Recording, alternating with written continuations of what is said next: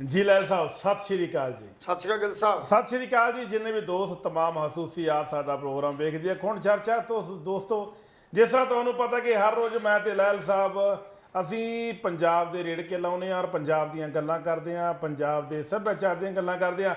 ਰਾਜਨੀਤਿਕ ਗਲਿਆਰਿਆਂ ਦੇ ਵਿੱਚ ਅਸੀਂ ਇੱਕ ਚੋਰ ਵਿੰਡੋ ਰਾਹੀਂ ਝਾਕ ਕੇ ਵੇਖਦੇ ਕਿ ਪੰਜਾਬ ਦੀ ਸਿਆਸਤ 'ਚ ਕੀ ਹੋ ਰਿਹਾ ਨਵਾਂ ਔਰ ਪੰਜਾਬ ਦੀ ਬੁਝਾਰਤ 'ਚ ਅੱਗੇ ਕੀ ਹੋਣ ਵਾਲਾ।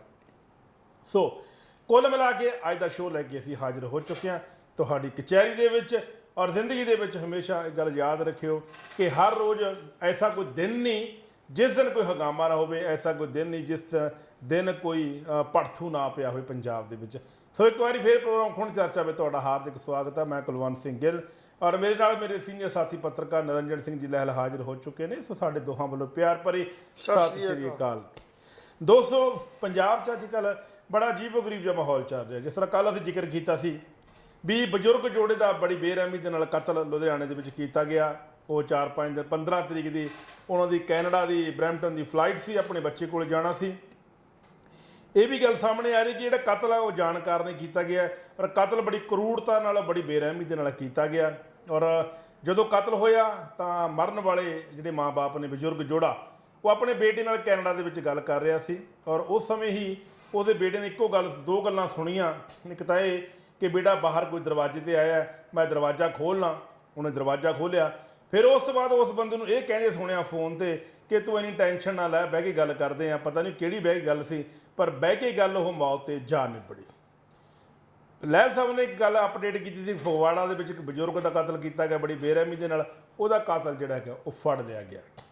ਲੁਧਿਆਣੇ ਦੇ ਕਾਤਲ ਹਲੇ ਫਰਾਰ ਨੇ।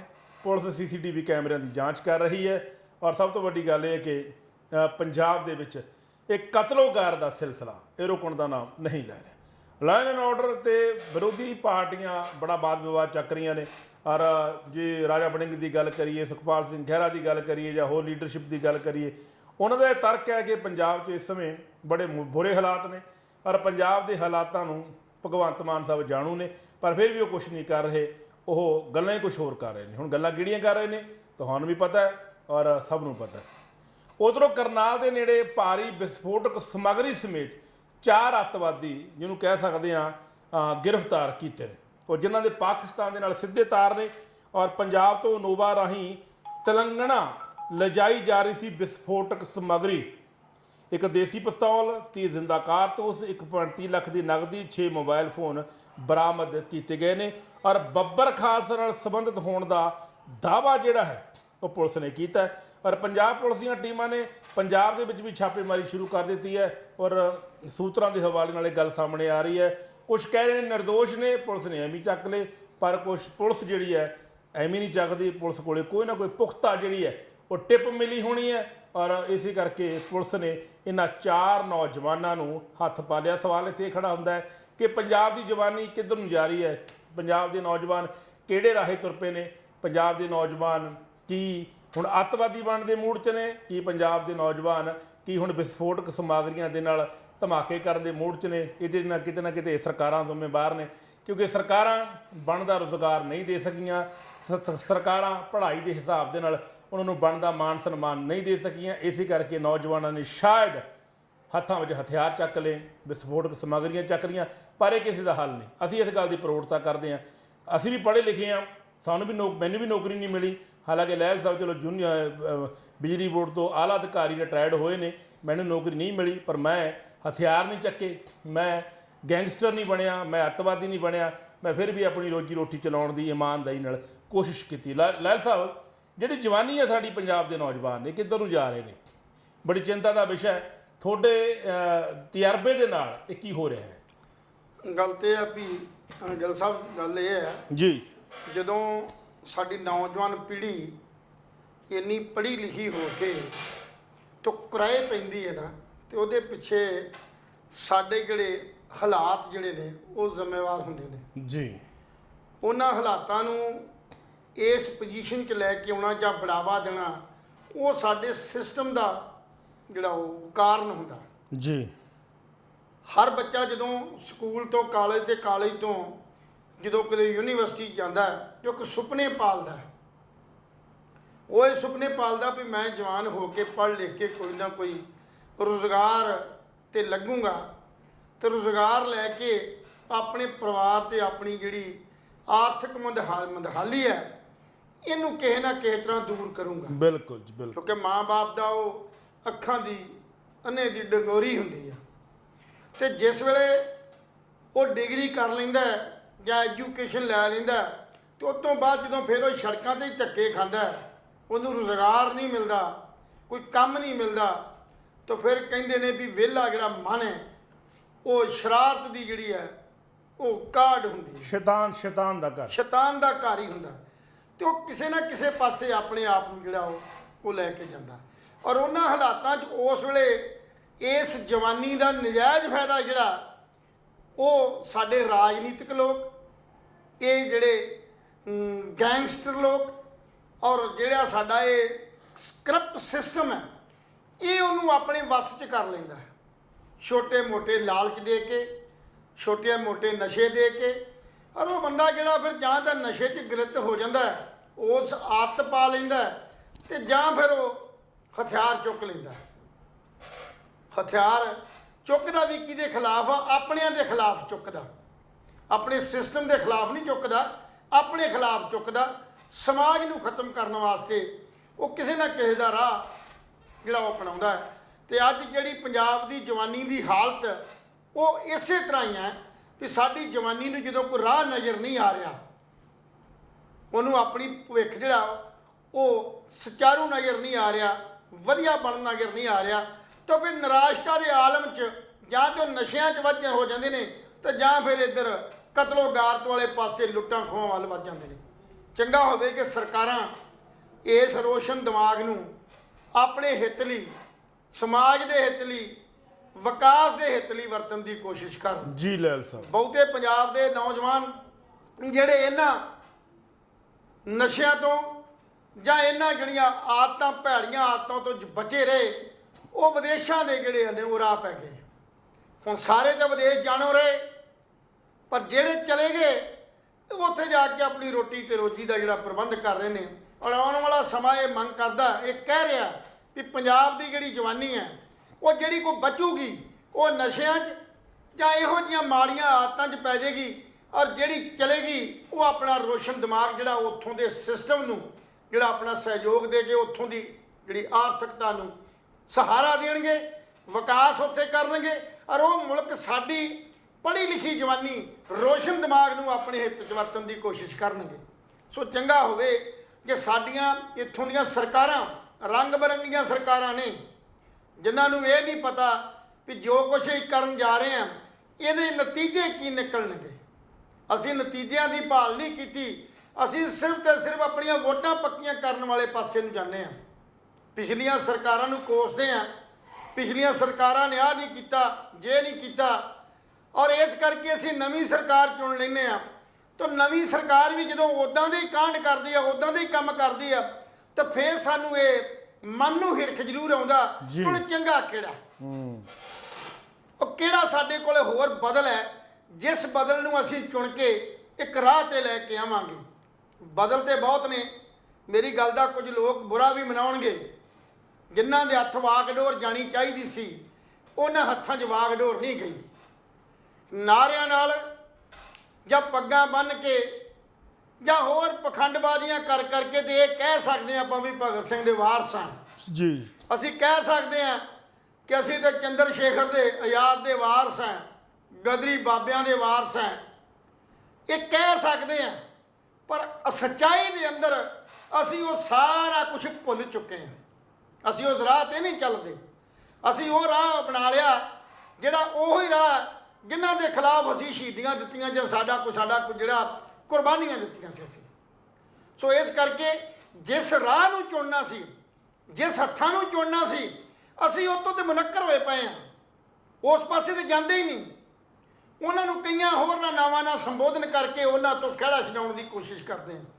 ਮੈਂ ਕੱਲ ਗੱਲ ਕੀਤੀ ਸੀ ਵਿਗਿਆਨ ਦੀ, ਗੱਲ ਕੀਤੀ ਸੀ ਉਸ ਫਿਲਾਸਫਰ ਦੀ, ਗੱਲ ਕੀਤੀ ਸੀ ਉਸ ਆਰਥਿਕ ਵਿਗਿਆਨੀ ਦੀ ਜਿਹਨੇ ਦੁਨੀਆ ਭਰ ਦੇ ਅੰਦਰ ਇੱਕ ਨਵੀਂ ਸੋਚ, ਨਵੀਂ ਗੱਲ ਕੀਤੀ ਸੀ। ਪਰ ਅਸੀਂ ਅੱਜ ਉਹਨਾਂ ਸੋਚ ਨੂੰ ਅਪਣਾਉਂਦੇ ਨਹੀਂ। ਅਸੀਂ ਤੇ ਫਸੇ ਹੋਏ ਹਾਂ ਜੀ ਭਰਾ ਮਾਰ ਜੰਗ 'ਚ, ਅਸੀਂ ਫਸੇ ਹਾਂ ਧਾਰਮਿਕ ਇਸ ਵੱਖਵਾਦੀ ਗੱਲਾਂ 'ਚ, ਇੱਕ ਦੂਜੇ ਨੂੰ ਨਫ਼ਰਤ ਦੇ ਜਿਹੜੀ ਫੈਲਾਉਣ ਵੱਲ ਵੱਧ ਰਹੇ ਹਾਂ, ਜਾਤਵਾਦ ਤੇ ਲੜ ਰਹੇ ਹਾਂ। ਸੋ ਲੜਾਈ ਸਾਡੀ ਮਨੁੱਖਤਾ ਦੇ ਖਿਲਾਫ ਨਹੀਂ ਜੀ, ਸਾਡੀ ਲੜਾਈ ਜੋ ਉਹਨਾਂ ਜਰਵਾਣਿਆਂ ਦੇ ਖਿਲਾਫ ਸੀ, ਉਹਨਾਂ ਲੋਕਾਂ ਦੇ ਖਿਲਾਫ ਹੋਣੀ ਚਾਹੀਦੀ ਹੈ ਜਿਹੜੇ ਸਾਨੂੰ ਇਸ ਪਾਸੇ ਨੂੰ ਲੈ ਕੇ ਆਉਂਦੇ ਨੇ। ਅੱਜ ਪੰਜਾਬ ਦੇ ਅੰਦਰ ਚਾਹੇ ਜਿੰਨੀਆਂ ਮਰਜ਼ੀ ਸਾਡੀਆਂ ਇੰਟੈਲੀਜੈਂਸੀ ਬਿਊਰੋਜ਼ ਨੇ ਜਿਹੜੀਆਂ ਬਾਰਡਰ ਦੇ ਕੰਢੇ ਤੇ ਜਾਂ ਪੰਜਾਬ ਦੇ ਸਰਹੱਦੀ ਸੂਬਿਆਂ ਦੇ ਨਾਲ ਲੱਗੀਆਂ ਹੋਈਆਂ ਨੇ, ਪਰ ਪੰਜਾਬ ਦੇ ਅੰਦਰ ਉਸੇ ਤਰ੍ਹਾਂ ਫਿਰ ਜਿਹੜਾ ਉਹ ਨਸ਼ੇ ਦਾ ਜਿਹੜਾ ਉਹ ਵਪਾਰ ਚੱਲ ਰਿਹਾ, ਉਸੇ ਤਰ੍ਹਾਂ ਕਤਲੋ ਗਾਰਤ ਜਿਹੜੀ ਹੋ ਰਹੀ ਹੈ। ਸੋ ਚੰਗਾ ਹੋਵੇ ਕਿ ਸਰਕਾਰ ਨੂੰ ਹੋਰਨਾਂ ਪਾਸੇ ਧਿਆਨ ਦੇਣ ਤੋਂ ਪਹਿਲਾਂ, ਮੈਂ ਕੱਲ ਵੀ ਗੱਲ ਕਹੀ ਸੀ ਵੀ ਇਸ ਪਾਸੇ ਸਭ ਤੋਂ ਜਿਹੜਾ ਵੱਡਾ ਉਹ ਧਿਆਨ ਜਿਹੜਾ ਉਹ ਕੇਂਦਰਿਤ ਸਰਕਾਰ ਨੂੰ ਕਰਨਾ ਚਾਹੀਦਾ, ਤਾਂ ਕਿ ਜਿਹੜੀਆਂ ਗੱਲਾਂ ਅਸੀਂ ਸਟੇਜ ਤੋਂ ਫਰਵਰੀ ਇਲੈਕਸ਼ਨ ਤੋਂ ਪਹਿਲਾਂ ਕਰਦੇ ਰਹੇ ਹਾਂ ਉਹਨਾਂ ਨੂੰ ਕੰਟਰੋਲ ਕਰਨ 'ਚ ਸਰਕਾਰ ਜਿਹੜੀ ਆ ਅਜੇ ਤੱਕ ਫੇਲ ਹੁੰਦੀ ਨਜ਼ਰ ਆਈ ਹੈ। ਸੋ ਇਹ ਸਰਕਾਰ ਤਾਂ ਕਾਮਯਾਬ ਹੈ ਜੇ ਇਹਦੇ ਉੱਤੇ ਜਲਦੀ ਤੋਂ ਜਲਦੀ ਆਪਣੇ ਸਿਸਟਮ ਦੇ ਅੰਦਰ ਸੁਧਾਰ ਕਰਕੇ ਇੱਥੇ ਕੰਟਰੋਲ ਕਰਨ ਦੀ ਕੋਸ਼ਿਸ਼ ਕਰੇ। ਜੀ ਬਿਲਕੁਲ ਜੀ। ਜਿਹੜੇ 4 ਨੌਜਵਾਨ ਫੜੇ ਗਏ ਨੇ, ਇਹਨਾਂ 4 ਨੌਜਵਾਨਾਂ ਦੇ ਵਿੱਚੋਂ 3 ਜਿਹੜੇ ਨੇ ਉਹ ਫਿਰੋਜ਼ਪੁਰ ਦੇ ਨੇ, ਯਾਨੀ ਕਿ ਪਾਕਿਸਤਾਨ ਦੇ ਨਾਲ ਲੱਗਦੇ ਬਾਰਡਰ ਦੇ ਏਰੀਏ ਦੇ ਨੇ। ਔਰ ਸਿੱਧਾ ਸਿੱਧਾ ਇਸ ਗੱਲ 'ਤੇ ਯਕੀਨ ਕੀਤਾ ਜਾ ਸਕਦਾ ਕਿ ਇਹਨਾਂ ਲੋਕਾਂ ਦੇ ਪਾਕਿਸਤਾਨ ਦੇ ਨਾਲ ਸੰਬੰਧ ਨੇ, ਕਿਉਂਕਿ ਪਾਕਿਸਤਾਨ ਹਮੇਸ਼ਾ ਸਾਡੇ ਪੰਜਾਬ ਦੇ ਨੌਜਵਾਨਾਂ ਨੂੰ ਲਾਲਚ ਦਿੰਦਾ ਰਿਹਾ ਪੈਸਿਆਂ ਦੀ। ਉੱਧਰੋਂ UK 'ਚ ਬੈਠਾ ਗੁਰਪਤਵੰਤ ਪੰਨੂ, ਉਹ ਵੀ ਕਦੇ ਇੰਨੇ $1000 ਦੀ ਗੱਲ ਕਰਦਾ, ਕਦੇ ਇੰਨੇ $1000 ਪਾਉਂਡਾਂ ਦੀ ਗੱਲ ਕਰਦਾ। ਸੋ ਕੁੱਲ ਮਿਲਾ ਕੇ ਜਿਹੜੇ ਲਾਲਚ ਨੇ ਸਭ ਤੋਂ ਵੱਡੀ ਨੌਜਵਾਨਾਂ ਨੂੰ, ਕਿਉਂਕਿ ਪੰਜਾਬ ਦੇ ਬਾਹਰ ਜਿਹੜੀਆਂ ਸੂਬੇ ਨੇ, ਪਾਕਿਸਤਾਨ ਹੋ ਗਿਆ ਜਾਂ ਲੰਡਨ UK ਹੋ ਗਿਆ, ਜਾਂ ਉੱਥੇ ਬੈਠੇ ਰੈਫਰੈਂਡਮ ਵਾਲੇ ਲੋਕ ਨੇ, ਉਹਨਾਂ ਨੂੰ ਚੰਗੀ ਤਰ੍ਹਾਂ ਪਤਾ ਕਿ ਪੰਜਾਬ ਦੇ ਲੋਕ ਜਿਹੜੇ ਨੌਜਵਾਨ ਇਹ ਬੇਰੁਜ਼ਗਾਰ ਨੇ। ਉਹਨਾਂ ਨੂੰ ਚੰਗੀ ਤਰ੍ਹਾਂ ਪਤਾ ਕਿ ਪੰਜਾਬ ਦੇ ਨੌਜਵਾਨਾਂ ਨੂੰ ਚੰਦ ਕੁ ਪੈਸਿਆਂ ਵਾਸਤੇ ਗੁੰਮਰਾਹ ਕੀਤਾ ਜਾ ਸਕਦਾ, ਕਿਉਂਕਿ ਪੰਜਾਬ ਦੇ ਵਿੱਚ ਇਸ ਸਮੇਂ ਹਾਲਾਤ ਬੜੇ ਨਾਸਾਜ਼ ਹੋਏ ਪਏ ਨੇ।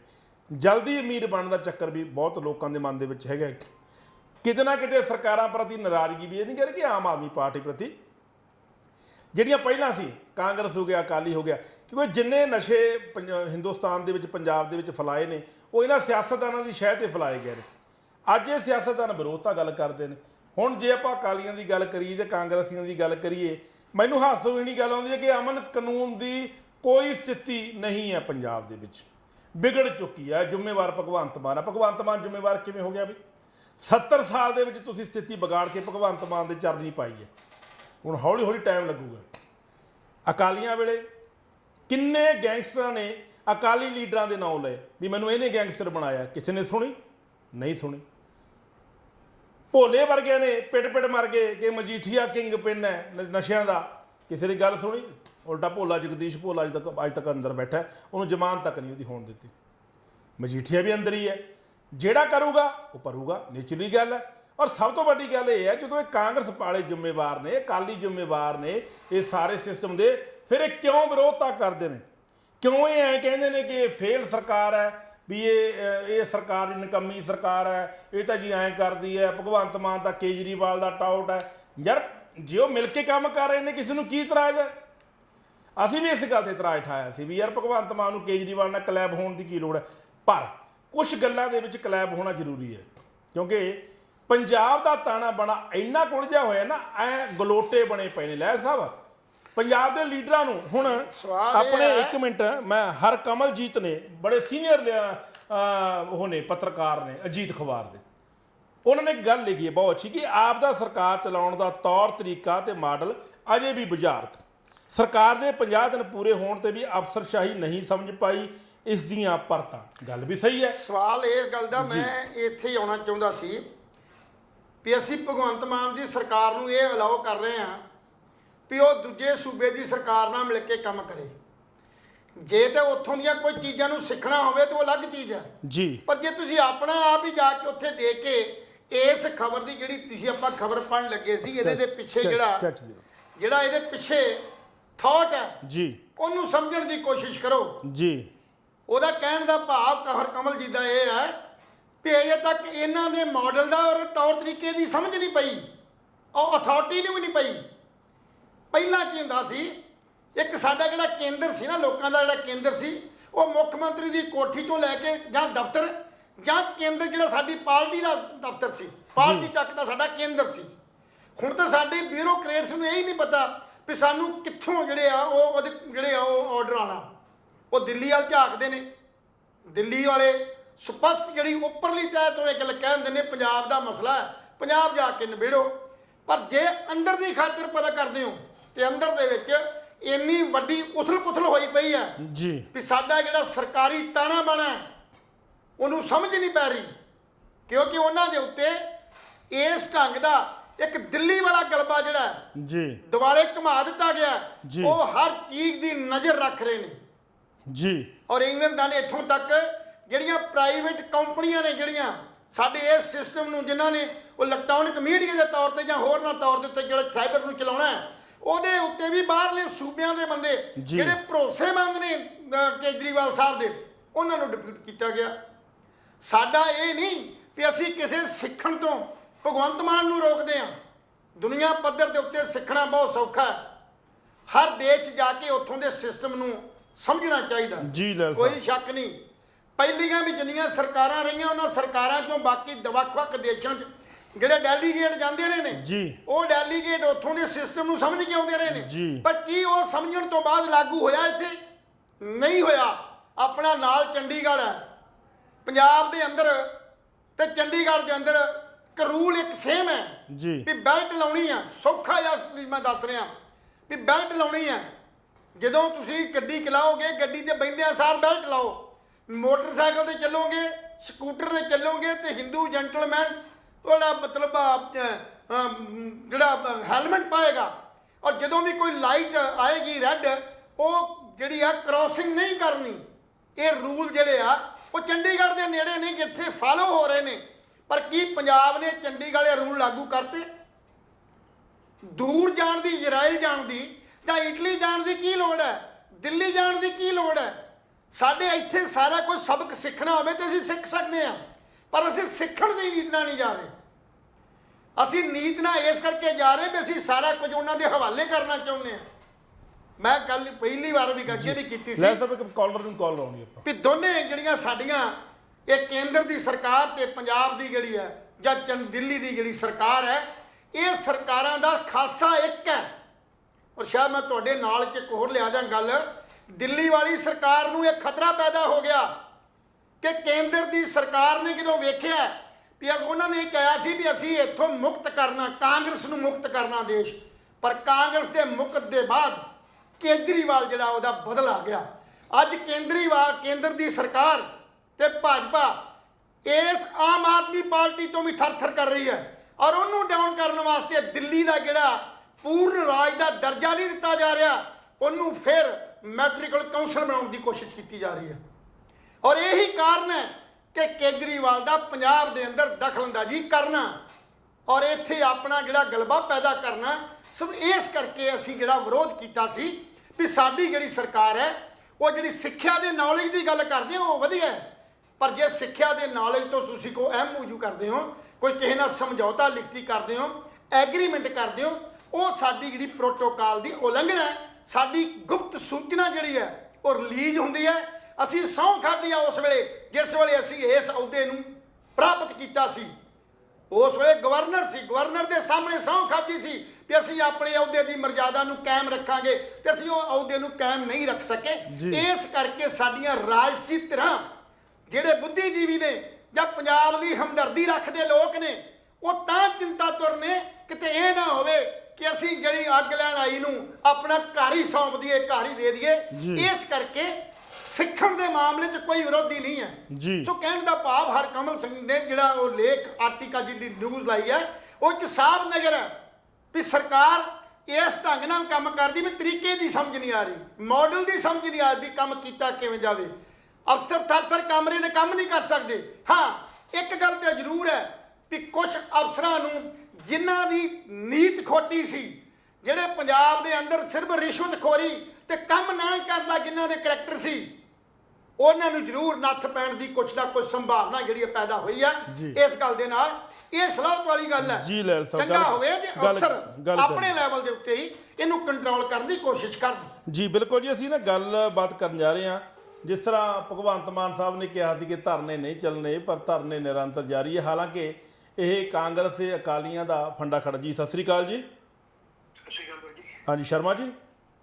ਹਾਂਜੀ ਸ਼ਰਮਾ ਜੀ ਤੁਸੀਂ ਲਾਈਵ ਹੋ ਸਾਡੇ ਨਾਲ ਟੈਲੀਵਿਜ਼ਨ ਚੈਨਲ ਤੇ। ਤੁਸੀਂ ਮੈਨੂੰ ਇਹ ਦੱਸੋ ਕਿ ਤੁਸੀਂ ਜਿਹੜਾ ਸੰਘਰਸ਼ ਕਰ ਰਹੇ ਹੋ, ਤੁਸੀਂ ਕੀ ਤੁਹਾਡਾ ਪਾਰਟ ਕੀ ਹੈ, ਤੁਹਾਡਾ ਤੁਸੀਂ ਕੌਣ ਹੋ? ਤੁਸੀਂ ਦੱਸੋ, ਲੋਕ ਸੁਣਨਾ ਚਾਹੁੰਦੇ ਤੁਹਾਨੂੰ।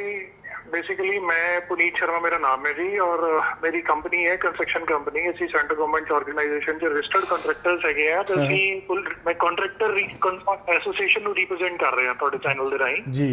ਤੇ ਸਾਡਾ ਕੰਸਰਨ ਇਹ ਹੈ ਸਰ ਕਿ ਅਸੀਂ ਪਿਛਲੇ 4 ਮਹੀਨਿਆਂ ਤੋਂ ਲਗਾਤਾਰ ਕਾਰਪੋਰੇਸ਼ਨ ਦਾ ਥਾਣੇ ਬਣਾ ਰਹੇ ਹਾਂ, ਕੋਈ ਜੇਲ੍ਹਾਂ ਬਣਾ ਰਿਹਾ, ਕੋਈ ਮੇਰਾ ਭਰਾ ਕੋਈ ITI ਬਣਾ ਰਿਹਾ। ਤਾਂ ਇਸ ਤਰ੍ਹਾਂ ਅਸੀਂ ਬਹੁਤ ਸਾਰੇ ਕੰਮ ਕਰਦੇ ਰਹਿ ਰਹੇ ਹਾਂ। ਜਨਵਰੀ ਤੋਂ ਅਸੀਂ ਕੰਮ ਕਰਦੇ ਆ ਰਹੇ ਹਾਂ ਜੀ। ਤੇ ਫਰਵਰੀ ਦੇ ਵਿੱਚ ਸਾਡੇ MD ਸਾਹਿਬ ਹੋ ਗਏ ਸੀ ਰਿਟਾਇਰ, ਤੇ ਜਿਹੜੀਆਂ ਫਾਈਲਾਂ ਸੀ ਸਾਡੇ ਬਿੱਲਾਂ ਦੀਆਂ ਟੇਬਲਾਂ ਤੇ ਪਈਆਂ ਰਹਿ ਗਈਆਂ, ਕਿਉਂਕਿ ਬਹੁਤ ਸਾਰਾ ਫਾਈਲਾਂ ਦਾ ਢੇਰ ਸੀਗਾ। MD ਸਾਹਿਬ ਕੁਝ ਸਾਈਨ ਕਰ ਗਏ, ਕੁਝ ਪੈਂਡਿੰਗ ਛੱਡ ਗਏ। ਆਲਦੋ ਮੇਰੀ 1-2 ਫਾਈਲਾਂ ਸਾਈਨ ਹੋ ਗਈਆਂ, 1-2 ਪੈਂਡਿੰਗ ਰਹਿ ਗਈਆਂ। ਤਾਂ ਹੁਣ ਸਾਡਾ ਮੇਨਲੀ ਕੰਸਰਨ ਇਹ ਹੈਗਾ ਕਿ ਸਰ ਹੁਣ ਮਈ ਮਹੀਨਾ ਸ਼ੁਰੂ ਹੋ ਗਿਆ ਤੇ ਅਸੀਂ ਹਰ ਇੱਕ ਆਫੀਸਰ ਦੇ ਕੋਲ ਜਾ ਕੇ ਹੱਥ ਜੋੜ ਲਏ ਕਿ ਸਾਡੀਆਂ ਪੇਮੈਂਟਾਂ ਕਰ ਦਿੱਤੀਆਂ ਜਾਣ, ਸੋ ਦੈਟ ਅਸੀਂ ਜਿਹੜਾ ਪੇਮੈਂਟਾਂ ਅਸੀਂ ਦੂਸਰੇ ਲੋਕਾਂ ਦੇ ਦੇਣੀਆਂ, ਸਪਲਾਇਰਾਂ ਦੀਆਂ ਦੇਣੀਆਂ, ਆਪਣੀਆਂ ਲੇਬਰਾਂ ਦੀਆਂ ਦੇਣੀਆਂ, ਆਪਣੇ ਸਟਾਫ ਦੀਆਂ ਤਨਖਾਹਾਂ ਦੇਣੀਆਂ, ਕਿਉਂਕਿ ਸਾਰੇ ਬੰਦੇ ਸਾਡੇ ਮੂੰਹ ਵੱਲ ਦੇਖਦੇ ਆ ਤੇ ਸਾਡੇ ਕੋਲ ਕੋਈ ਆਨਸਰ ਨਹੀਂ ਹੈ ਕਿਸੇ ਨੂੰ ਵੀ ਸਹੀ ਦੇਣ ਵਾਸਤੇ, ਕਿਉਂਕਿ ਸਾਨੂੰ ਵੀ ਆਪਣੇ ਆਫੀਸਰ ਕੋਲੋਂ ਕੋਈ ਐਪਰੋਪਰੀਏਟ ਆਨਸਰ ਨਹੀਂ ਮਿਲ ਪਾ ਰਿਹਾ ਜੀ। ਤੇ ਇਸ ਕਰਕੇ ਅਸੀਂ ਇਹੀ ਹੋਪ 'ਚ ਬੈਠੇ ਹਾਂ ਕਿ ਅੱਜ ਸਵੇਰੇ ਅਪਾਇੰਟਮੈਂਟ ਹੋ ਜਾਏਗੀ ਅੱਜ, ਕਿਉਂਕਿ ਜਿਹੜੀ ਪੇਮੈਂਟ ਹੈ ਉਹ ਸਿਰਫ ਇੱਥੇ ਇੱਕੋ ਹੀ ਆਫੀਸਰ ਕੋਲੇ ਹੁੰਦੀ ਹੈ, ਉਹ ਹੈਗੀ MD ਸਾਹਿਬ। ਔਰ MD ਸਾਹਿਬ ਦੀ ਜਿਹੜੀ ਸੀਟ ਹੈ ਪਿਛਲੇ 28 ਫਰਵਰੀ 2022 ਤੋਂ ਹੁਣ ਤੱਕ ਖਾਲੀ ਪਈ ਹੈ ਸਰ। ਤੇ ਤੁਸੀਂ ਭਗਵੰਤ ਮਾਨ ਸਾਹਿਬ ਨੂੰ ਮਿਲਣ ਦੀ ਕਦੇ ਕੋਸ਼ਿਸ਼ ਕੀਤੀ ਹੈ ਕਦੇ? ਸਰ ਅਸੀਂ ਦੇਖੋ ਸਿੱਧਾ ਤਾਂ ਨਹੀਂ ਮਿਲਿਆ ਜਾ ਸਕਦਾ, ਲੇਕਿਨ ਅਸੀਂ ਕੋਸ਼ਿਸ਼ 1-2 ਵਾਰੀ ਕੀਤੀ ਹੈ। ਸਾਨੂੰ ਸੈਕਟਰੀਏਟ 3-3 ਘੰਟੇ ਸਾਨੂੰ ਲਾਈਨ 'ਚ ਲੱਗਣਾ ਪਿਆ, ਲੇਕਿਨ ਕੋਈ ਸਾਨੂੰ ਅੰਦਰ ਨਹੀਂ ਜਾਣ ਦਿੱਤਾ। ਲੇਕਿਨ ਅਸੀਂ ਜੋ ਵੀ ਪ੍ਰਿੰਟ ਮੀਡੀਆ ਰਾਹੀਂ, ਤੁਹਾਡੀ ਮੀਡੀਆ ਰਾਹੀਂ, ਅਸੀਂ ਆਪਣੀ ਈਮੇਲ ਰਾਹੀਂ ਜੋ ਵੀ ਕੰਸਰਨਡ ਆਫੀਸਰ ਸੀਗੇ ਸਾਰਿਆਂ ਤੱਕ ਆਪਣੀਆਂ ਮਤਲਬ ਰਿਟਨ ਦੇ ਵਿੱਚ ਅਸੀਂ ਡਾਕੂਮੈਂਟਸ ਭੇਜੇ। ਸਾਡੇ ਕੋਲ ਸਾਰੇ ਉਹਨਾਂ ਦੇ ਰਿਕਾਰਡ ਵੀ ਅਵੇਲੇਬਲ ਹੈਗੇ ਇਨ ਆਫਿਸ ਆਵਰ, ਤੇ ਅਸੀਂ ਸਾਰਾ ਕੁਝ ਅਸੀਂ ਜੋ ਬੈਸਟ ਐਫਰਟ ਸਾਡੇ ਕੋਲ ਹੋ ਸਕਦਾ ਸੀ ਅਸੀਂ ਕੀਤਾ।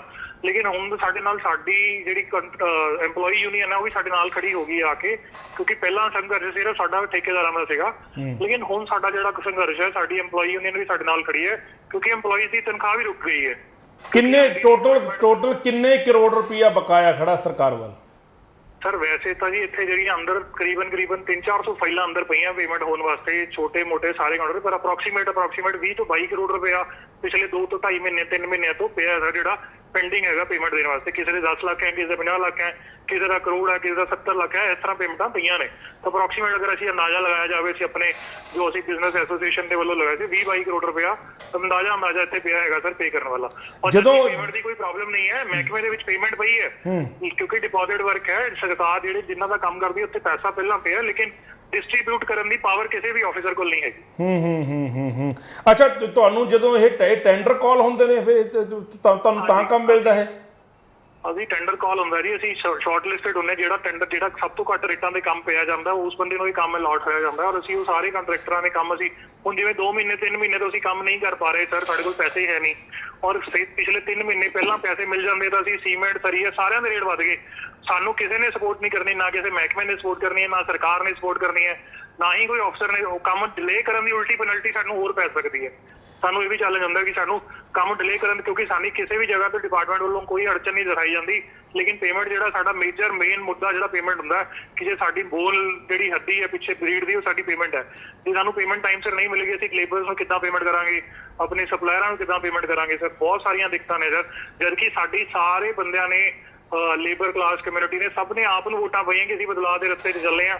ਸ਼ਾਇਦ ਸਾਨੂੰ ਹੁਣ ਬਦਲਾਅ ਦੇਖਣ ਨੂੰ ਮਿਲ ਜਾਏਗਾ। ਨਹੀਂ ਚੰਨੀ, ਜਦੋਂ ਤੁਹਾਨੂੰ ਇਹ ਕੰਮ ਮਿਲਿਆ ਸੀ ਉਦੋਂ ਮੁੱਖ ਮੰਤਰੀ ਕੈਪਟਨ ਅਮਰਿੰਦਰ ਸਿੰਘ ਸੀ ਕਿ ਚਰਨਜੀਤ ਸਿੰਘ ਚੰਨੀ ਸੀ? ਸਰ ਉਦੋਂ ਕੈਪਟਨ ਅਮਰਿੰਦਰ ਸਿੰਘ ਸੀਗੇ, ਫਿਰ ਚੰਨੀ ਜੀ ਵੀ ਆਏ। ਜਦੋਂ ਉਦੋਂ ਇਹ ਵੀ ਕਿਹਾ ਗਿਆ ਵੀ ਰੇਤਾ ਵੀ ਸਸਤਾ ਹੋਊਗਾ, ਲੇਕਿਨ ਗਰਾਊਂਡ ਲੈਵਲ ਤੇ ਹਾਲਾਤ ਬਹੁਤ ਬੁਰੇ ਰਹੇ। ਸਾਨੂੰ ਅੱਜ ਤੱਕ ਵੀ 5 ਰੁਪਏ ਫੁੱਟ ਕਦੀ ਰੇਤਾ, ਈਵਨ ਅੱਜ ਦੀ ਡੇਟ ਦੇ ਵਿੱਚ 40 ਰੁਪਏ ਫੁੱਟ 'ਚ ਵੀ ਰੇਤਾ ਸਾਡੀ ਸਾਈਡ ਤੇ ਨਹੀਂ ਪਹੁੰਚਦਾ। ਕਾਰਨ ਇਹੀ ਹੈਗਾ ਕਿ ਮਾਈਨਿੰਗ ਬੰਦ ਹੈ, ਮਤਲਬ 2 ਗੱਡੀਆਂ ਖੜੀਆਂ ਨੇ 10 ਭਰਨਗੀਆਂ, ਉਹੀ ਮਾਈਨਿੰਗ ਦਾ ਇਸ਼ੂ ਬਣਾ ਕੇ ਮਤਲਬ ਜਿਹੜੀ ਬਲੈਕਮੇਲਿੰਗ ਹੈ ਟਰਾਂਸਪੋਰਟ ਕੰਸਰਨ ਦੇ ਵਿੱਚ ਉਹ ਹੁਣ ਵੀ ਅੱਜ ਵੀ ਅਵੇਲੇਬਲ ਹੈਗੀ ਸਰ। ਸਾਨੂੰ ਜਦੋਂ ਪਹਿਲਾਂ ਰਾਘਵ ਚੱਡਾ ਜੀ ਦੀ ਬੜੀ ਹੋਪ ਸੀਗੀ ਕਿ ਰਾਘਵ ਚੱਡਾ ਜੀ ਆਣਗੇ ਤਾਂ ਸਾਨੂੰ ਰੇਤਾ, ਚਲੋ ਐਟਲੀਸਟ ਰੇਤਾ ਸਰੀਆ ਸੀਮੈਂਟ ਜੋ ਸਸਤਾ ਹੋ ਜਾਏਗਾ, ਲੇਕਿਨ ਮਤਲਬ ਸੌਰੀ ਟੂ ਸੇ ਕਿ ਅੱਜ 3 ਗੁਣੇ ਵੀ ਰੇਟ ਹੋ ਗਏ ਨੇ, ਮਤਲਬ ਕਾਂਗਰਸ ਸਰਕਾਰ ਨਾਲੋਂ ਵੀ ਵੱਧ ਕੇ ਰੇਟ ਹੋ ਗਏ ਨੇ। ਨਹੀਂ ਚਰਨਜੀਤ ਚੰਨੀ ਦੇ ਭਾਂਜੇ ਦਾ ਕਦੇ ਫੋਨ ਆਇਆ ਸੀ ਕਦੇ ਵੀ ਕਮਿਸ਼ਨ ਦੇ ਦਿਓ ਸਾਨੂੰ? ਨਹੀਂ ਸਰ, ਸਾਨੂੰ ਕਦੀ ਪੇਮੈਂਟ ਨਹੀਂ, ਪਰ ਏਦਾਂ ਹੋ ਨਹੀਂ ਸਕਦਾ ਕਿ ਚੰਨੀ ਨੇ ਜਾਂ ਚੰਨੀ ਦੇ ਕਿਸੇ ਦਲਾਲ ਨੇ ਤੁਹਾਨੂੰ ਇਹ ਨਾ ਕੀਤਾ ਵੀ ਕਮਿਸ਼ਨ ਦਿਓ ਸਾਨੂੰ? ਅਸੀਂ ਜਦੋਂ ਸਪਲਾਇਰਾਂ ਨੂੰ ਆਪਣਿਆਂ ਨੂੰ ਫੋਨ ਕਰਦੇ ਸੀਗੇ ਕਿ ਸਾਨੂੰ 5 ਰੁਪਏ ਫੁੱਟ ਰੇਤੇ ਦਾ ਸਾਨੂੰ ਅਨਾਉਂਸਮੈਂਟ ਹੋ ਗਈ ਹੈ ਭਾਈ ਹੁਣ ਤਾਂ ਦੇ ਦਿਓ, ਤਾਂ ਸਾਨੂੰ ਇਹ ਜ਼ਰੂਰ ਸਾਡੇ ਸਪਲਾਇਰਾਂ ਵੱਲੋਂ ਹਦਾਇਤ ਦਿੱਤੀ ਜਾਂਦੀ ਸੀ ਕਿ ਤੁਸੀਂ ਚੰਨੀ ਸਾਹਿਬ ਦਾ ਨੰਬਰ ਲੈ ਲਓ, ਤੁਸੀਂ ਚੰਨੀ ਸਾਹਿਬ ਨੂੰ ਫੋਨ ਮਾਰ ਲਓ ਜੀ, ਅਸੀਂ ਉਹ ਡਾਇਰੈਕਟ ਚੰਨੀ ਸਾਹਿਬ ਹੀ ਦੇ ਸਕਦੇ, ਅਸੀਂ ਨਹੀਂ ਦੇ ਸਕਦੇ। ਸਾਡੇ ਨਾਲ ਆ ਉਹ ਤਾਂ ਚੰਨੀ ਦਾ ਭਾਣਜਾ ਤੇ ਚੰਨੀ ਤਾਂ ਮਿਲੇ ਹੋਏ ਸੀ ਨਾ ਦਲਾਲੀ ਕਰਨ ਵਾਸਤੇ, ਉਹ ਤਾਂ ਕਈ 100 ਕਰੋੜ ਰੁਪਇਆ ਕਮਾ ਕੇ ਤੁਹਾਨੂੰ ਸਸਤਾ ਰੇਟ ਤਾਂ ਕਿਵੇਂ ਦੇ ਦਿੰਦੇ ਹੋ? ਤਾਂ ਦੇਖੋ ਭਾਜੀ ਏਦਾਂ ਵੀ ਸਾਡਾ ਜਿਹੜਾ ਕੰਸਰਨ ਹੈ ਸਾਡਾ ਆਪਣੇ ਕੰਮ ਨਾਲ ਜੁੜਿਆ ਹੋਇਆ ਜੀ, ਕਿ ਸਾਨੂੰ ਆਪਣੇ ਲੇਬਰ ਨੂੰ ਖਾਣ ਵਾਸਤੇ ਰੋਟੀ ਨਾ ਦਈਏ ਅਸੀਂ ਤਾਂ ਸਾਡੀ ਲੇਬਰ ਸ਼ਾਮ ਨੂੰ ਸਾਡੇ ਦਰਬਾਰ ਤੇ ਆ ਕੇ ਖੜ ਜਾਂਦੀ ਹੈ, ਤਾਂ ਸਾਡੇ ਕੋਲ ਕੋਈ ਆਨਸਰ ਨਾ ਹੋਵੇ ਇਹਨਾਂ ਤਾਂ ਬੜੀ ਮਾੜੀ ਸੋਚ ਲੱਗਦੀ ਹੈ ਜੀ ਕਿ ਲੇਬਰ ਵਾਲੇ ਦੇ ਵੀ ਪੈਸੇ ਨਹੀਂ ਦੇ ਸਕੇ ਜੀ। ਤੁਹਾਡਾ ਕਹਿਣ ਦਾ ਭਾਵ ਇਹ ਹੈ ਵੀ ਬਦਲਾਅ ਜਿਹੜਾ ਸੀ ਅਜੇ ਕੋਈ ਖਾਸ ਨਜ਼ਰ ਨਹੀਂ ਆਇਆ, ਜਿਹੜੀਆਂ ਪਹਿਲੀਆਂ ਸਰਕਾਰਾਂ ਜਿਵੇਂ ਕਰਦੀਆਂ ਸੀ ਇਹ ਨਵੀਂ ਸਰਕਾਰ ਵੱਲੋਂ ਵੀ ਕੋਈ ਨਵਾਂ ਅਜੇ ਤੁਹਾਡੀ ਮਤਲਬ ਕੰਸਟਰਕਸ਼ਨ ਕੰਪਨੀ ਲਈ ਜਾਂ ਹੋਰਨਾਂ ਲੋਕਾਂ ਲਈ ਕੋਈ ਨਵੀਂ ਗੱਲ ਨਹੀਂ ਕੀਤੀ ਗਈ। ਦੇਖੋ ਜੀ ਅਸੀਂ ਤਾਂ ਬਦਲਾਵ ਦੀ ਇਹੀ ਸੋਚਦੇ ਸੀਗੇ ਵੀ ਕੁਛ ਨਾ ਕੁਛ ਫਰਕ ਤਾਂ ਪਏਗਾ, ਲੇਕਿਨ ਜਦੋਂ ਵੀ ਅਸੀਂ ਸੁਣਦੇ ਹਾਂ ਹੁਣ ਵੀ ਸਾਹਿਬ ਇਹੀ ਕਹਿੰਦੇ ਆ ਸਾਡੇ ਕਿ ਹਲੇ ਸਾਨੂੰ ਥੋੜਾ ਜਿਹਾ ਸਮਾਂ ਦਿੱਤਾ ਜਾਵੇ, ਤਾਂ ਅਸੀਂ ਹੋਪਚੀ ਹਾਂ ਕਿ ਸ਼ਾਇਦ ਕੁਝ ਹੋਰ 2 ਮਹੀਨੇ ਬਾਅਦ ਤੇ ਸੋਪ ਨਜ਼ਰ ਆ ਜਾਵੇ, ਸ਼ਾਇਦ ਕੁਝ ਸਮਝ ਆ ਜਾਵੇ, ਸ਼ਾਇਦ ਕੁਝ ਚੇਂਜ ਹੋਣਾ। ਬਿਜਲੀ ਦਾ ਬਿੱਲ ਆ ਸਾਡਾ ਜੀ 1.5 ਲੱਖ ਰੁਪਏ ਬਿਜਲੀ ਦਾ ਬਿੱਲ ਹੁੰਦਾ ਸਾਈਡਾਂ ਦੇ ਉੱਪਰ ਕੰਮ ਕਰਨ ਵਾਲਿਆਂ ਦਾ, ਲੇਕਿਨ ਸਾਡੇ ਕੋਲ ਅਜੇ ਉਹ ਵੀ ਪੈਸੇ ਹੈ ਨਹੀਂ ਕਿ ਅਸੀਂ ਉਹ ਪੇਮੈਂਟ ਕਰ ਸਕੀਏ ਬਿਜਲੀ ਦੇ ਬਿੱਲ ਦੀ। ਹਾਂ ਲੇਕਿਨ ਜੇ ਅਸੀਂ ਪੇਮੈਂਟ ਨਹੀਂ ਹੋਈ ਸਾਡੀ ਕਿਸੇ ਨੇ ਨਹੀਂ ਸੁਣਨੀ ਕਿ ਸਾਡੀ ਪੇਮੈਂਟ ਨਹੀਂ ਹੋਈ, ਸਾਡਾ ਕਨੈਕਸ਼ਨ ਸਾਨੂੰ ਇੰਨਾ ਪਤਾ ਹੈ ਵੀ ਦਿਨ 3 ਡੇਜ਼ ਕੱਟ ਦਿੱਤਾ ਜਾਵੇਗਾ। ਅੱਛਾ ਪਨੀਤ ਜੀ ਇੱਕ ਹੋਰ ਗੱਲ ਦੱਸੋ ਮੈਨੂੰ, ਤੇ ਜਦੋਂ ਤੁਸੀਂ ਹੁਣ ਇਹ ਸੰਘਰਸ਼ ਕਰ ਰਹੇ ਹੋ ਤੁਹਾਡੇ ਤੋਂ ਕਿਸੇ ਨੇ ਕਮਿਸ਼ਨ ਦੀ ਡਿਮਾਂਡ ਵੀ ਕੀਤੀ ਆਮ ਆਦਮੀ ਪਾਰਟੀ ਦੇ ਕਿਸੇ? ਸਾਡੇ ਕੋਲ ਐਸਐਚ ਕਮਿਸ਼ਨ ਵਾਲਾ ਸਾਡੇ ਕੋਲ ਕੋਈ ਆਇਆ ਹੀ ਨਹੀਂ ਜੀ, ਕੋਈ ਸਾਡੇ ਕੋਲੋਂ ਆਵੇ ਬੰਦਾ ਫਿਰ ਤਾਂ ਅਸੀਂ ਕਮਿਸ਼ਨ ਦੀ ਕੋਈ ਗੱਲ ਸੋਏ ਵੀ ਜਾਂ ਸੁਣਿਆ ਵੀ ਪੇਮੈਂਟ ਹੀ ਨਹੀਂ ਹੋਈ ਤੇ ਕਮਿਸ਼ਨ ਕਿੱਥੋਂ? ਨਹੀਂ ਕਈ ਵਾਰੀ ਆਇਆ ਜਦੋਂ ਪੇਮੈਂਟ ਪਾਸ ਹੋਏਗੀ ਪਹਿਲਾਂ ਤੇ ਪਾਸ ਆਰਡਰ ਤੇ ਲੱਗੇ ਅਥਾਰਟੀ ਨੂੰ ਕੰਪੀਟੈਂਟ ਤੇ ਕਰਨ ਕਿਸੇ ਨੂੰ ਵੀ ਇਹ ਕੰਪੀਟੈਂਟ ਆ ਜਿਹੜੇ ਬਿੱਲ ਨੂੰ ਪਾਸ ਕਰਨ। ਅੱਛਾ ਚਲੋ ਛੱਡੋ ਹੁਣ ਕੀ ਕਹਿੰਦੇ ਨੇ ਲਾਸਟ ਮੂਵਮੈਂਟ ਲਾਸਟ ਗੱਲ ਹੈ ਵੀ ਕੀ ਕਹਿੰਦੇ ਕੀ ਹੈ? ਅੱਜ ਸਵੇਰੇ ਦੇ ਸੰਘਰਸ਼ ਤੋਂ ਬਾਅਦ ਇਹ ਸੁਣਨ ਚ ਚੀਫ ਸਾਹਿਬ ਉੱਤਰ ਕੇ ਸੀਟ ਤੋਂ ਥੱਲੇ ਜ਼ਰੂਰ ਆਏ ਸੀ ਕਿ ਤੁਸੀਂ ਮੇਰੀ ਗੱਲ ਹੋ ਗਈ ਹੈ ਵੀ ਥੋੜਾ ਜਿਹਾ ਅੱਜ ਮੈਂ ਟਾਈਮ ਨਹੀਂ ਕਮਿਟ ਕਰਦਾ ਲੇਕਿਨ ਬਹੁਤ ਜਲਦੀ ਹੀ ਅੱਜ ਕੋਈ ਨਾ ਕੋਈ ਅਪਾਇੰਟਮੈਂਟ ਹੋ ਜਾਏਗੀ। ਲੇਕਿਨ ਇਹ ਸੁਣਦੇ ਹੋਏ ਨੇ ਸਾਨੂੰ ਵੀ 2 ਮਹੀਨੇ ਹੋ ਗਏ ਕਿਉਂਕਿ ਅਸੀਂ ਪਹਿਲਾਂ ਵੀ ਚੀਫ ਸਾਹਿਬ ਕੋਲੇ ਪਰਸਨਲੀ ਮਿਲੇ ਆਏ ਸੀਗੇ, ਸਾਨੂੰ ਇਹੀ ਕਿਹਾ ਜਾਂਦਾ ਸੀ ਵੀ ਅੱਜ ਫਾਈਲ ਟੇਬਲ ਤੇ ਪਈ ਹੈ ਬਸ ਮਾਨ ਸਾਹਿਬ ਸੀਟ ਤੇ ਨਹੀਂ ਹੈਗੇ, ਅੱਜ ਉਹ ਦਿੱਲੀ ਗਏ ਹੈ, ਅੱਜ ਉਹ ਫਲਾਣੀ ਜਗ੍ਹਾ ਗਏ ਜੋ ਟਿੰਕੀ ਜਗ੍ਹਾ ਅੱਜ ਸਾਈਂ ਹੋ ਜਾਏਗੀ ਸ਼ਾਮ ਨੂੰ ਹੋ ਜਾਏਗੀ, ਪਰ ਆ ਸੁਣਦੇ ਅੱਜ 2 ਮਹੀਨੇ ਹੋ ਗਏ। ਲੇਕਿਨ ਅਸੀਂ ਅੱਜ ਆਪਣੇ ਚੀਫ ਸਾਹਿਬ ਨੂੰ ਇਹ ਗੱਲ ਕਹਿਤੀ ਹੈਗੀ ਹੈ ਕਿ ਧਰਨਾ ਉਦੋਂ ਤੱਕ ਜਾਰੀ ਰਹੂਗਾ ਜੀ ਜਦੋਂ ਤੱਕ confirmed order at least in return ਨਹੀਂ ਆ ਜਾਣ, ਚਾਹੇ 2-3 ਦਿਨ ਆਉਣ ਚ ਲੱਗ ਜਾਣ, ਲੇਕਿਨ ਇੱਕ ਆਰਡਰ ਕੱਢਣ ਇੱਕ ਸਾਈਨ ਕਰਨ ਵਾਸਤੇ ਤਾਂ ਸ਼ਾਇਦ 2-3 ਦਿਨ ਜਾਂ 4 ਦਿਨ ਨਹੀਂ ਚਾਹੀਦੇ ਸਰ। ਅਗਰ ਆਰਡਰ ਪਈ ਹੈ, ਅਗਰ ਫਾਈਲ ਪਈ ਹੈ, ਕਿਉਂਕਿ ਅਸੀਂ ਰੋਜ਼ ਦੇਖਦੇ ਹਾਂ ਕਿ ਰੋਜ਼ 30 ਬੰਦੇ 40 ਬੰਦੇ 70 ਬੰਦੇ 150 ਬੰਦਿਆਂ ਦੀ ਲਿਸਟ ਆਉਂਦੀ ਹੈ, ਕੋਈ ਆਈਪੀਐਸ ਆਫੀਸਰ ਚੇਂਜ ਹੋ ਗਿਆ, ਕੋਈ ਆਈਏਐਸ ਚੇਂਜ ਹੋ ਗਿਆ, ਬਟ ਸਾਡੇ ਐਮਡੀ ਬਾਰੇ ਸ਼ਾਇਦ ਕਿਸੇ ਨੂੰ ਨਹੀਂ ਨੌਲੇਜ ਹੈਗਾ ਕਿ ਉੱਥੇ ਐਮਡੀ ਡੀਜੀਪੀ ਰੈਂਕ ਦਾ ਲੈਵਲ ਦਾ ਕੋਈ ਆਫੀਸਰ ਲਗਾਉਂਦੇ ਹੈ। ਕਿਆ ਉਹਨਾਂ ਦੀ ਨੌਲੇਜ ਨਹੀਂ ਹੈ ਕਿ ਇਹ ਵੀ ਆਫੀਸਰ ਸੀਟ ਖਾਲੀ ਪਈ ਹੈ ਕਿ ਇਹਨੂੰ ਤੁਸੀਂ ਕੰਮ ਪੁਲਿਸ ਹਾਊਸਿੰਗ ਦਾ ਕਰ ਰਹੇ ਹੋ? ਤੁਸੀਂ ਕਿਹੜੇ ਥਾਣੇ ਬਣਾਏ ਨੇ ਹੁਣ ਤੱਕ, ਕਿਹੜੇ ਥਾਣਿਆਂ ਦਾ ਕੰਮ ਕਰ ਰਹੇ ਹੋ? ਪੁਲਿਸ ਹਾਊਸਿੰਗ ਕਾਰਪੋਰੇਸ਼ਨ ਚ ਕਰਦੇ ਹੋ? ਉੱਥੇ ਕਰਦੇ ਅਸੀਂ 11 ਫੇਜ਼ ਥਾਣਾ ਬਣਾਇਆ ਜੀ ਮੋਹਾਲੀ ਦਾ, ਇੱਕ ਦੁਰਾਹੇ ਦਾ ਹੁਣ ਥਾਣਾ ਬਣਾ ਦਿੱਤਾ ਤੇ ਇਹ ਕੰਮ ਕਰ ਰਹੇ ਸਰ ਅਸੀਂ ਥਾਣੇ ਦਾ ਜੀ। ਅੱਛਾ ਪੁਲਿਸ ਹਾਊਸਿੰਗ ਕਾਰਪੋਰੇਸ਼ਨ ਦੇ ਤੁਸੀਂ ਕੰਮ ਕਰਾਏ ਨੇ? ਹੋ ਸਕਦਾ ਚੀਫ ਸਾਹਿਬ ਨੂੰ ਕੋਈ ਰਾਸ਼ਟਰਪਤੀ ਤੋਂ ਸਾਈਨ ਕਰਾਉਣੇ ਹੁਣ ਤੁਹਾਡੀ 20 ਕਰੋੜ ਦੀ ਨਾ ਜਾਰੀ ਕਰਨ ਵਾਸਤੇ। ਮੈਨੂੰ ਲੱਗ ਰਿਹਾ ਹੈ ਵੀ ਭਗਵੰਤ ਮਾਨ ਸਾਹਿਬ ਤਾਂ ਦਿੱਲੀ ਗਏ ਨੇ, ਹੋ ਸਕਦਾ ਰਾਸ਼ਟਰਪਤੀ ਦੀ ਵੇਟ ਕਰਦੇ ਹੁਣ ਉਹ। ਹਾਂਜੀ ਦੇਖੋ ਜੀ ਸਵਾਲ ਇਹ ਨਹੀਂ ਅਸੀਂ 3 ਮਹੀਨੇ ਤੋਂ ਇਹ ਇੰਤਜ਼ਾਰ 'ਚ ਬੈਠੇ ਹਾਂ, ਝੂਠ ਬੈਠੇ। ਜੇ ਤੁਹਾਨੂੰ ਸੱਚ ਦੱਸੀਏ ਤਾਂ ਸ਼ਾਇਦ ਕਦੀ ਅਗਰ ਸਾਡੇ ਕੋਲ ਤੁਸੀਂ ਪੁੱਛੋ ਤਾਂ ਅਸੀਂ ਆਪਣੇ ਬੱਚਿਆਂ ਦੀਆਂ ਫੀਸਾਂ ਤੱਕ ਵੀ ਨਹੀਂ ਭਰ ਸਕੇ ਕਿਉਂਕਿ ਅਸੀਂ ਆਪਣੀ ਲੇਬਰ ਨੂੰ ਪਹਿਲਾਂ ਪ੍ਰਾਇੋਰਟੀ ਦਿੱਤੀ ਹੈ ਜਿਨ੍ਹਾਂ ਨੇ ਸਾਡੇ ਨਾਲ ਕੰਮ ਕਰਨਾ, ਅਸੀਂ ਉਹਨਾਂ ਦੇ ਖਰਚੇ ਨਹੀਂ ਬੰਦ ਹੋ ਦਿੱਤੇ। ਲੇਕਿਨ ਹੁਣ ਸਾਡੇ ਹੱਥ ਖੜੇ ਹੋ ਗਏ ਸਰ, ਅਸੀਂ ਆਪਣਾ ਸਕ੍ਰੈਪ ਸਰੀਆ ਵੇਚ ਕੇ ਵੀ ਅਸੀਂ ਪੈਸੇ ਦਿੱਤੇ ਆ ਲੇਬਰ ਤੋਂ। ਕਿੰਨੇ ਲੋਕੀ ਤੁਸੀਂ ਸੰਘਰਸ਼ ਤੇ ਬੈਠੇ ਹੋ ਹੁਣ? ਸਰ ਅਸੀਂ ਇੱਥੇ ਤਕਰੀਬਨ 250 ਬੰਦੇ ਬੈਠੇ ਆ ਜੀ ਸੰਘਰਸ਼ ਤੇ। ਇਹ ਪੂਰੇ ਪੰਜਾਬ ਦੇ ਨੇ ਸਰ ਜਿਹੜੇ ਕਾਰਪੋਰੇਸ਼ਨ ਮਹਿਕਮਾ ਹੈ ਨਾ ਪੁਲਿਸ ਹਾਊਸਿੰਗ ਕਾਰਪੋਰੇਸ਼ਨ ਦਾ EMPLOYE ਜਿਹੜਾ ਯੂਨੀਅਨ ਹੈਗਾ 250 ਤੋਂ 300 ਬੰਦਿਆਂ ਦੀ EMPLOYE ਦੀ ਸਟਰੈਂਥ ਹੈਗੀ ਹੈ ਸਰ ਅੰਦਰ। ਇਹ ਸਿਰਫ ਕਾਰਪੋਰੇਸ਼ਨ ਦੇ ਜੇਲ੍ਹਾਂ ਦਾ ਮਤਲਬ ਗਵਰਨਮੈਂਟ ਦੀਆਂ ਸਿਰਫ ਪੰਜਾਬ ਗਵਰਨਮੈਂਟ ਦੀਆਂ ਜੇਲ੍ਹਾਂ ਦਾ ਥਾਣਿਆਂ ਦਾ ਕੰਮ ਕਰ ਰਿਹਾ ਸਰ ਜੀ। ਚਲੋ ਪਨੀਤ ਜੀ ਬਹੁਤ ਸ਼ੁਕਰੀਆ, ਤੁਹਾਡੀ ਆਵਾਜ਼ ਸਰਕਾਰ ਤੱਕ ਅਸੀਂ ਵੀ ਪੂਰੀ ਕੋਸ਼ਿਸ਼ ਕਰਾਂਗੇ ਕਿ ਆਵਾਜ਼ ਤੁਹਾਡੀ ਪਹੁੰਚੇ। ਬੜੀ ਮਿਹਰਬਾਨੀ ਸਰ, ਜਲਦੀ ਕੋਸ਼ਿਸ਼ ਕਰੋ ਵੀ ਸਾਡੀ ਸਰਕਾਰ ਅੱਗੇ ਬੇਨਤੀ ਹੱਥ ਜੋੜ ਗਈ ਜਿੰਨੀ ਜਲਦੀ ਹੋ ਜਾਵੇ ਸਰ ਕੋਈ ਅਪਾਇੰਟਮੈਂਟ ਕਰ ਦਿਓ ਤਾਂ ਬੜੀ ਕਿਰਪਾ ਹੋਵੇਗੀ ਜੀ। ਸ਼ੁਕਰੀਆ ਸਰ, ਸ਼ੁਕਰੀਆ ਸਾਡੇ ਨਾਲ ਗੱਲ ਕਰਨ ਦਾ, ਧੰਨਵਾਦ। ਸਾਹਿਬ ਗੱਲ ਇਹ ਹੈ ਲੈਲ ਸਾਹਿਬ ਪਹਿਲਾਂ ਮੈਂ ਜਿਹੜੀ ਗੱਲ ਕਰ ਰਿਹਾ ਇੱਕ ਮਿੰਟ ਗੱਲ ਸੁਣ ਲਓ, ਕਣਕ ਨਿਊਜ਼ ਤੁਹਾਨੂੰ ਪਤਾ ਕੀ ਨਿਕਲਦਾ? ਮੈਂ ਹੁਣ ਛੋਟਾ ਮੂੰਹ ਵੱਡੀ ਗੱਲ ਹੋ ਜਾਂਦੀ ਹੈ, ਹਰ ਬੰਦਾ ਨਾ ਇਹ ਕਹਿੰਦਾ ਵੀ ਯਾਰ ਮੈਂ ਕੀ ਕਰ ਬੈਠਾ, ਵੀ ਸਿੰਗਲ ਵਿੰਡੋ ਸਿਸਟਮ ਜਿਹੜਾ ਸੀ, ਸਿੰਗਲ ਵਿੰਡੋ ਸਿਸਟਮ ਹੁਣ ਕਈ ਵਿੰਡੋਆਂ ਦੇ ਵਿੱਚ ਤਬਦੀਲ ਹੋ ਗਿਆ। ਜਦੋਂ ਕਿ ਭਗਵੰਤ ਮਾਨ ਸਾਹਿਬ ਨੇ ਗੱਲ ਕਹੀ ਸੀ ਵੀ ਫਾਈਲ ਲੈ ਕੇ ਆਓ, ਕੰਮ ਕਰਾਉਂਦੇ ਕਰਾਉਂਦੇ ਭੰਗੜੇ ਪਾਉਂਦੇ ਜਾਓ। ਸਿੰਗਲ ਵਿੰਡੋ ਦੀ ਜਿਹੜੀ ਡੈਫੀਨੇਸ਼ਨ ਸੀ ਨਾ ਉਹ ਕੁਝ ਹੋਰ ਕੁਲਵੰਤ ਹੈ, ਗਿੱਲ ਉਹ ਜੀ, ਕੁਝ ਹੋਰ ਹੈ। ਜਿਸ ਵੇਲੇ ਇਹ ਪਾਲਿਸੀ ਆਈ ਸੀ ਨਾ, ਇਹ ਪਾਲਿਸੀ ਅਕਾਲੀ ਦਲ ਦੇ ਵੇਲੇ ਆਈ ਸੀ ਤੇ ਉਸ ਵੇਲੇ ਇਹ ਅੰਦਾਜ਼ਾ ਲਾਤਾ ਗਿਆ ਸੀਗਾ ਵੀ ਹੁਣ ਕੰਮ ਜਿਹੜਾ ਸੁਖਾਲਾ ਹੋ ਜਾਏਗਾ। ਪਰ ਹੋਇਆ ਕੀ, ਸਿੰਗਲ ਵਿੰਡੋ ਨਾਲ ਲੋਕਾਂ ਦੇ ਜੇਬ ਚੋਂ ਪੈਸੇ ਜਾਣੇ ਸ਼ੁਰੂ ਹੋ ਗਏ। 50 ਰੁਪਏ ਦੀ ਫਾਈਲ ਦਾ ਉਸ ਵੇਲੇ ਰੇਟ ਹੁੰਦਾ ਸੀ, ਠੀਕ ਆ ਜੀ, ਔਰ ਉਹਦੇ ਨਾਲ ਨਾਲ ਬੜੀਆਂ ਹੋਰ ਜਿਹੜੀਆਂ ਉਹ ਕੰਪਲੀਕੇਸ਼ਨਸ ਆਉਂਦੀਆਂ ਸੀ।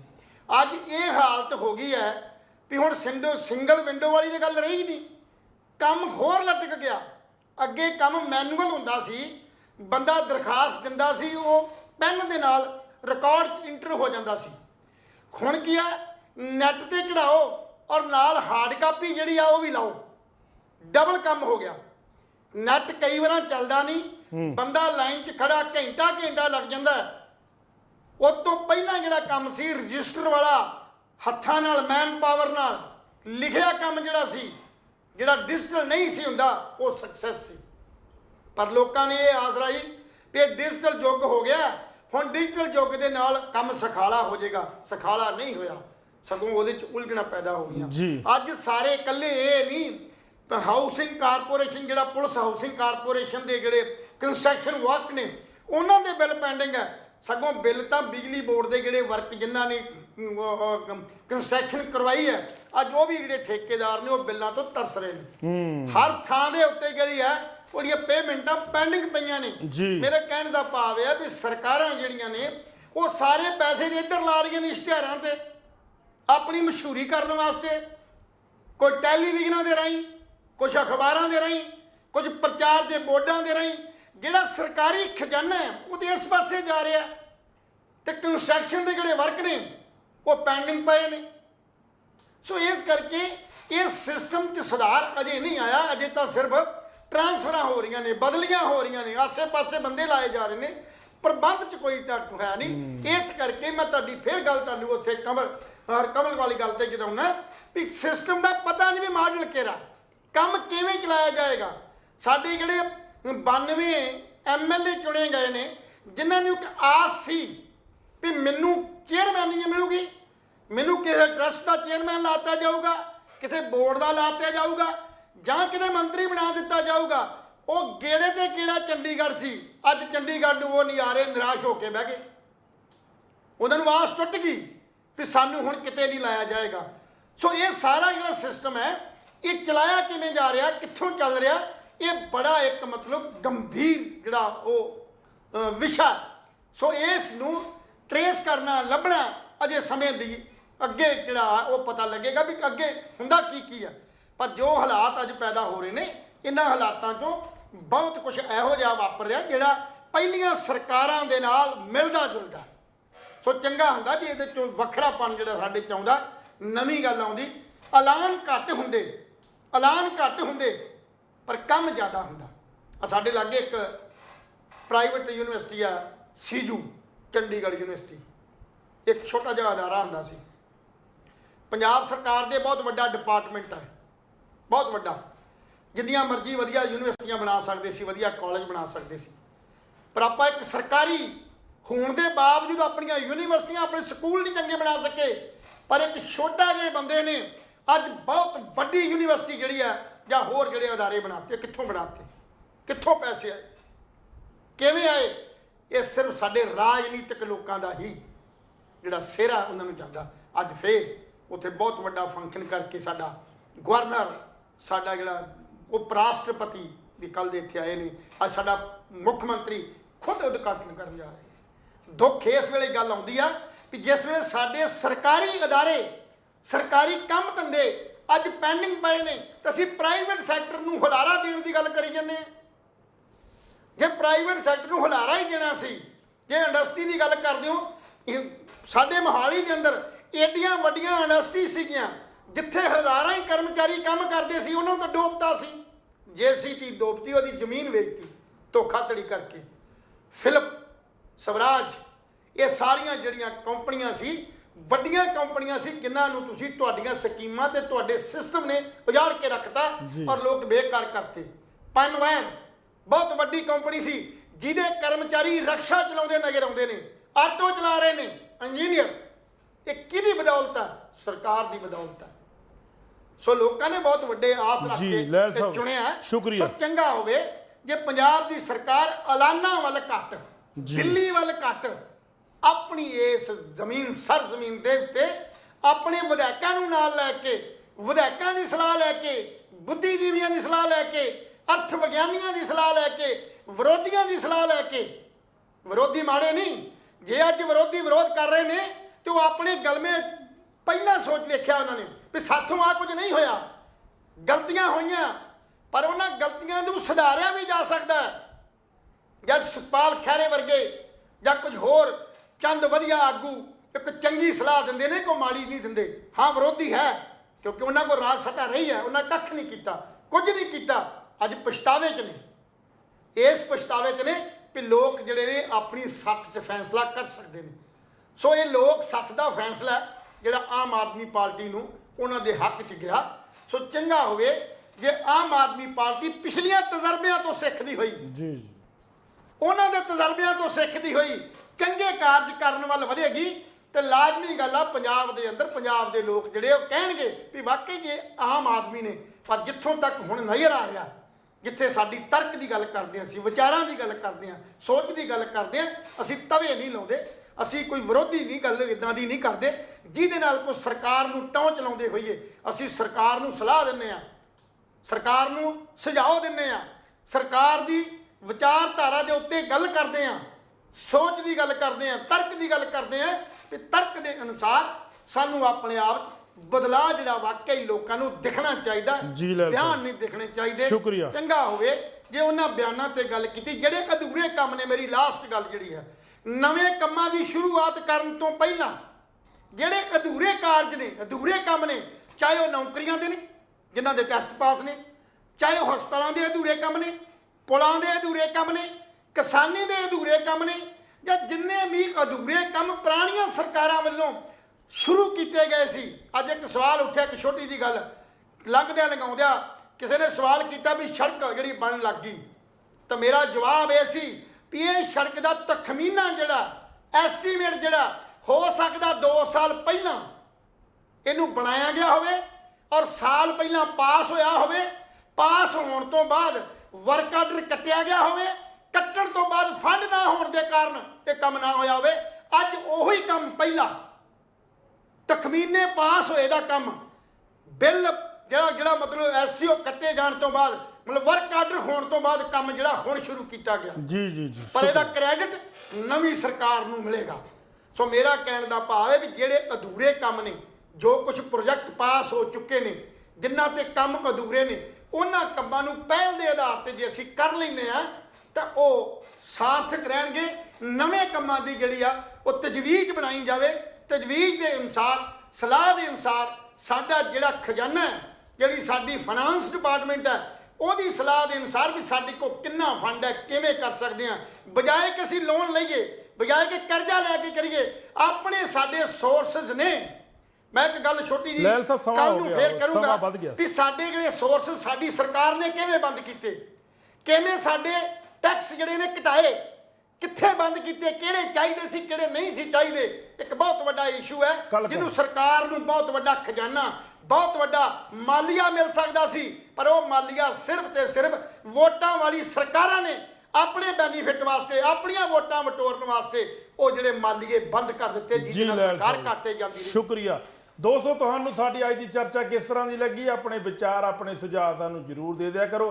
ਕੱਲ ਫਿਰ ਮਿਲਾਂਗੇ ਇਸੇ ਸਮੇਂ ਇਸੇ ਚੈਨਲ ਤੇ। ਤਦ ਤੱਕ ਲਈ ਸਾਨੂੰ ਇਜਾਜ਼ਤ ਦਿਓ। ਰੱਬ ਰਾਖਾ।